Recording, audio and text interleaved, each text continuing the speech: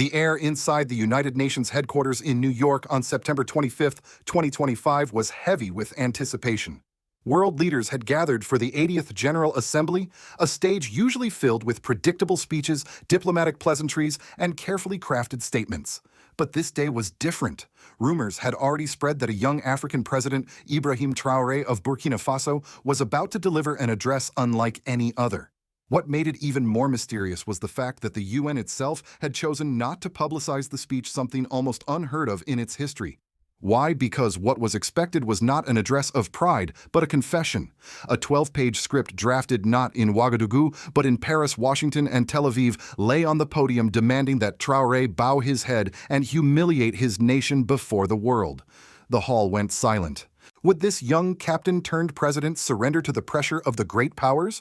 Would Burkina Faso, a landlocked country often overlooked on the world map, be forced to admit guilt for crimes it did not commit? Or could this moment transform into something far greater, a turning point not just for one man, but for an entire continent?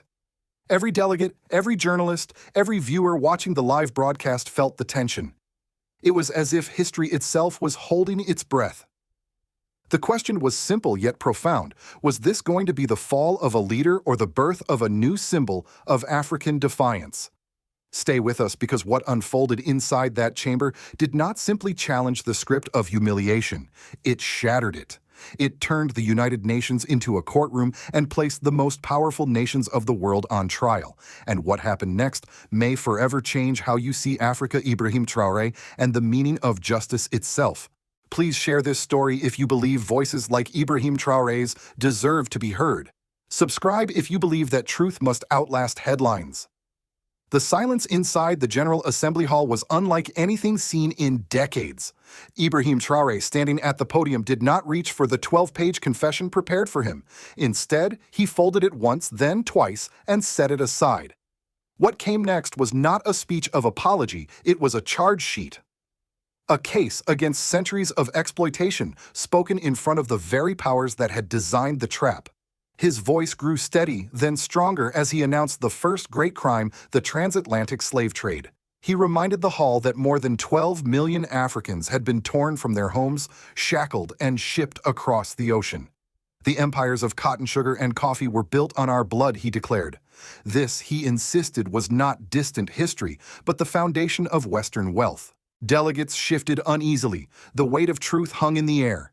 Then came the second crime, financial slavery through the CFA franc. Since 1960, 14 African nations were still required to keep half of their reserves in the French treasury. Over $500 billion, Traoré thundered, withheld from our people. Is this freedom or just another chain?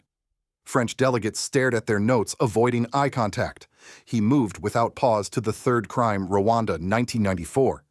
800,000 lives lost in 100 days while, as he said, France shielded the killers. The atmosphere grew tense, the accusation piercing the silence like a blade. The fourth crime was economic strangulation through the International Monetary Fund. Structural adjustment programs demanded cuts in health and education. In Zambia, 40% of the health budget disappeared, Traoré said. Children did not die from illness. They died from the price of medicine. His words were not abstract statistics. They carried the sound of funerals and the cries of families. The fifth crime struck at the heart of Africa's food sovereignty, the destruction of agriculture. Cocoa farmers in Ghana, once the pride of the land, were bankrupted by forced market liberalization. Meanwhile, multinational giants like Nestlé and Cargill grew rich. When our farmers fall, their corporations rise, he said, his voice echoing across the chamber. Every charge landed with the same pattern, not applause, not immediate rebuttal, but silence. A silence that betrayed the truth that these wounds could not be denied. Yet Traoré did not stop. He raised the stakes. The sixth crime, the assassination of African leaders.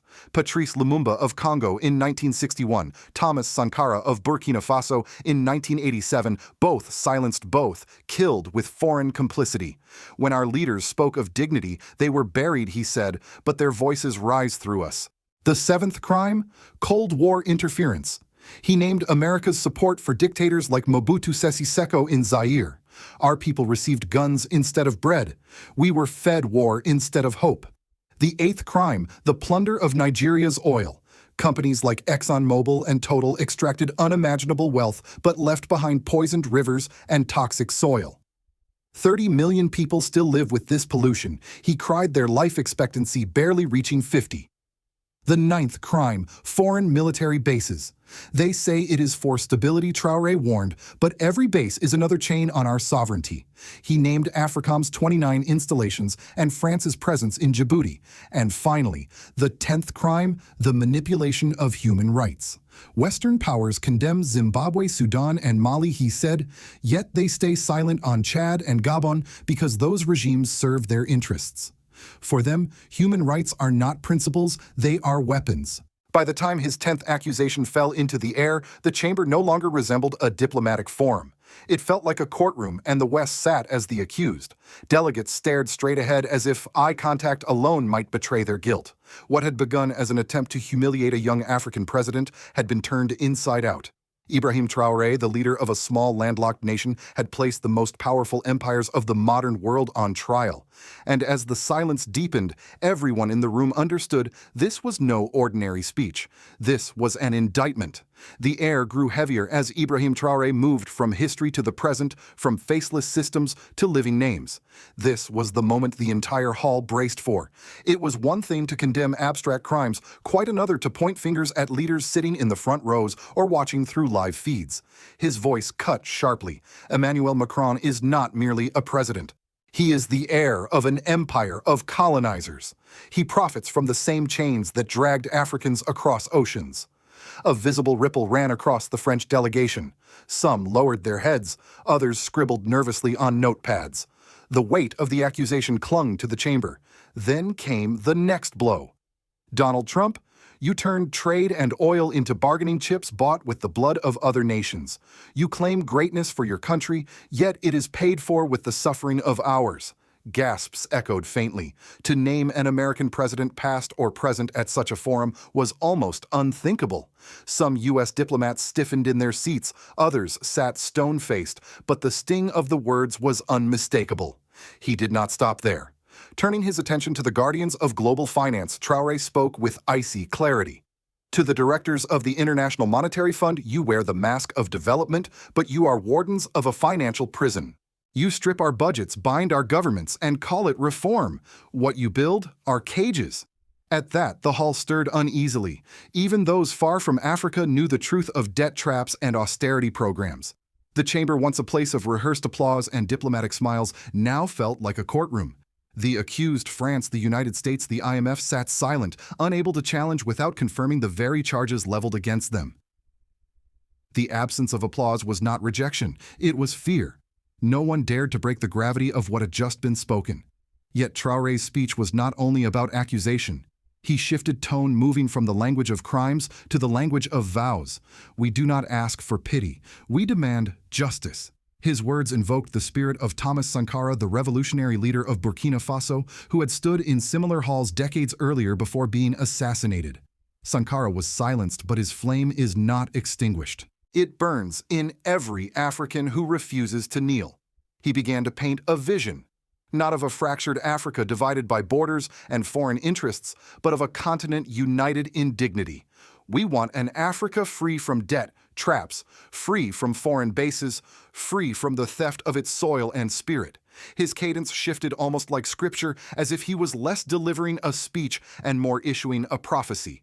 And then came the phrase that would ripple far beyond the marble walls of the United Nations, a union of black gold. But this was not oil, not uranium, not minerals. It was the living strength of Africa's people, the resource that could not be extracted or stolen. The hall fell into a different kind of silence, no longer the silence of denial, but the silence of recognition. Reactions were split across invisible lines. Delegates from Europe avoided his gaze, their pens moving without focus. Representatives from Africa and the Global South sat taller, some nodding as though his words gave voice to their own hidden convictions. In the press gallery, Western journalists who had begun the day with restrained note-taking now scribbled furiously, aware they were witnessing history. By the time Traoré paused, the United Nations chamber no longer looked like a neutral stage. It resembled a tribunal. The West had been summoned, accused, and left without defense. For the first time in decades, it was Africa that defined the narrative, not through compromise, not through plea, but through defiance. And yet the true climax was not the list of crimes, nor the names he called.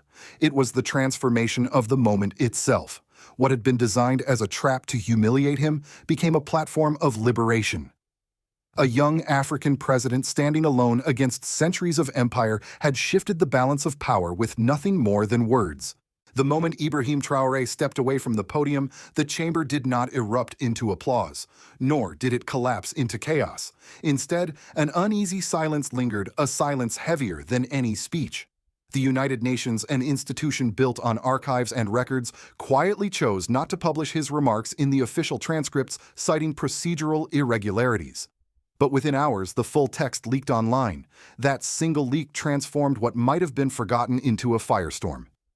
Across Africa, the reaction was immediate and electric. In Nairobi, Lagos, Johannesburg, and Dakar, clips of Traoré's words spread like wildfire across social media.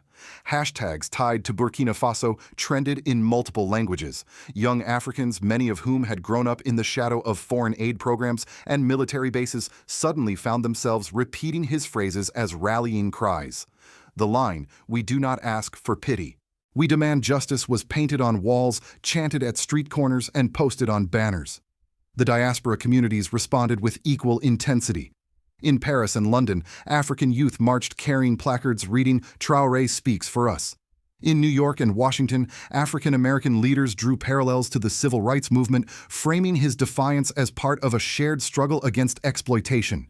Churches in Atlanta, Detroit, and Chicago wove his words into Sunday sermons, reminding congregations that the fight for dignity was both historical and ongoing.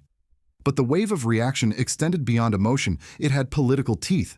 In Latin America, activists referenced his speech as proof that the Global South was no longer willing to play a subordinate role in world affairs. In Asia, commentators praised his courage, pointing to the rise of a multipolar world order. Even within Europe, marginalized communities cited his testimony as evidence that truth could not be silenced by official records. Inside Africa itself, the political reverberations were profound. Governments, long cautious about openly challenging Western institutions, found cover in his defiance. Editorials in West African newspapers asked whether the time had come to follow Burkina Faso's example and review ties with the IMF, France, and AFRICOM. Some leaders issued cautious statements of solidarity, while others stayed silent, fearing retaliation. But the question had been planted: could Africa finally speak with one voice? Visually, a single image captured the moment more powerfully than any editorial. Photographs of Ibrahim Traoré leaving the UN chamber head high, shoulders firm, a thick file labeled "Western Crimes" tucked under his arm, circulated across front pages and social platforms.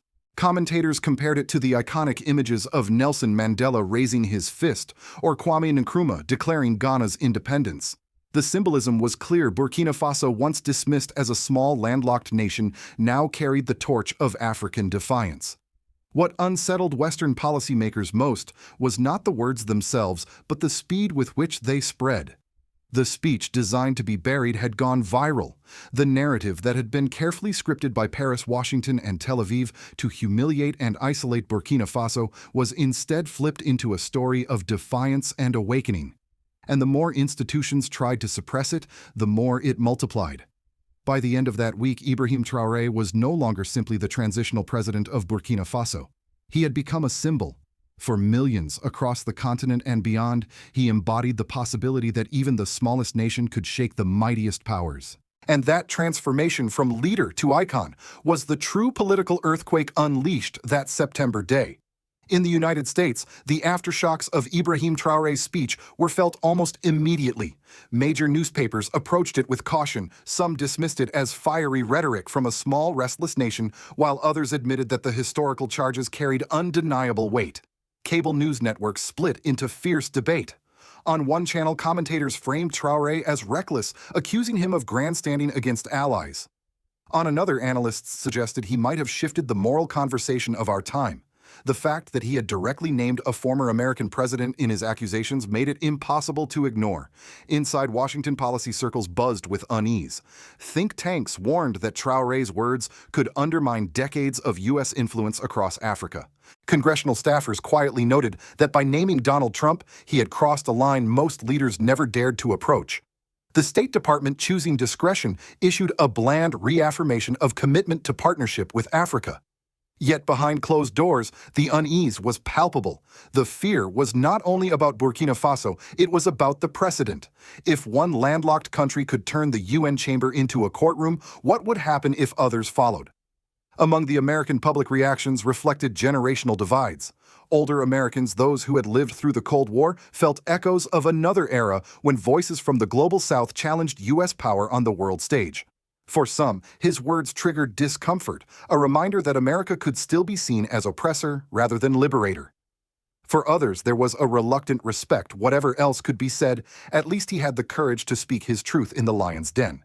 African-American communities responded with particular energy. Churches in Atlanta, Detroit, and Chicago invoked Traoré's words in sermons linking them to the long history of civil rights and resistance.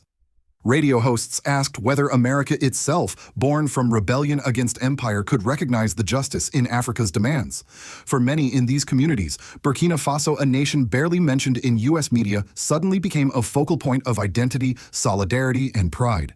Globally, the response followed a similar pattern of admiration and alarm. In Africa, many leaders stopped short of outright endorsement, but quietly celebrated the courage of a man who had voiced what they too had long felt. In Latin America, youth movements echoed his call for dignity and independence from external control. In Asia, analysts saw his words as confirmation of a shifting multipolar order. Even in Europe, some commentators admitted that his indictment of colonial legacies could not simply be brushed aside. For Western policymakers, the danger lay in the ripple effect. The speech was not just about Burkina Faso. It threatened to inspire others, smaller nations weary of debt, foreign bases, and double standards to follow suit. The fear was not of Ibrahim Traoré alone, but of the possibility that his defiance could ignite a chorus of voices challenging the foundations of global power as it had been known for decades. In the end, what America and the wider world witnessed was not just a fiery address, but a shift in narrative. For the first time in years, the United Nations chamber had been forced to listen not to pleas but to accusations. And the question that lingered was simple yet unsettling. Was this just one man's defiance or the beginning of a new global awakening? When the cameras turned off and the diplomats filed out of the chamber, the words of Ibrahim Traoré did not fade. They lingered like an echo that refused to be silenced. What was meant to be a confession of defeat had been transformed into a declaration of justice, a reminder that even the smallest nations can force the world to look in the mirror. At its core, his speech carried 4 enduring lessons. First, dignity. It cannot be given by treaties or powers. It is seized when one refuses to bow. Second, memory. The wounds of slavery, colonialism, and economic exploitation are not forgotten. They are living scars, and peace without truth is nothing more than silence. Third, courage. True courage is not the absence of fear, but the decision to speak when every force tells you to remain quiet. And fourth, identity. Traoré did not shape his words to win Western applause. He framed them within Africa's dignity, showing that heritage is not a burden, but the root of freedom. But this is not only Africa's story, it is a universal one. Every community, every nation, every person faces moments when silence seems easier, when bending the knee feels safer. Yet history reminds us that justice is never handed down from above. It is claimed by those who dare to demand it. The warning for the world is clear. If Africa's dignity continues to be dismissed, the balance of global peace will crumble. If debt remains a chain, if foreign bases remain planted on sovereign soil, if human rights continue to be wielded as selective weapons, then unrest will not stay contained. It will spread. And so the question comes to you, the listener, the viewer, the witness. What will you do with this story? Will it remain just another headline, another fleeting controversy buried beneath tomorrow's news cycle? Or will you take it as a call to action, a reminder that truth matters more than convenience, that dignity is worth more than comfort, and that justice must never wait for permission? Ibrahim Traoré's final words still echo. We did not ask permission to be free. We stood up to claim it. Can you say the same in your own life, in your community, in your nation? Please share this message if you believe President Ibrahim Traoré's voice speaks not only for Africa, but for all who refuse to kneel. Subscribe if you believe the truth must outlast the headlines. Because this is not the end of the story, it is only the beginning of a new chapter.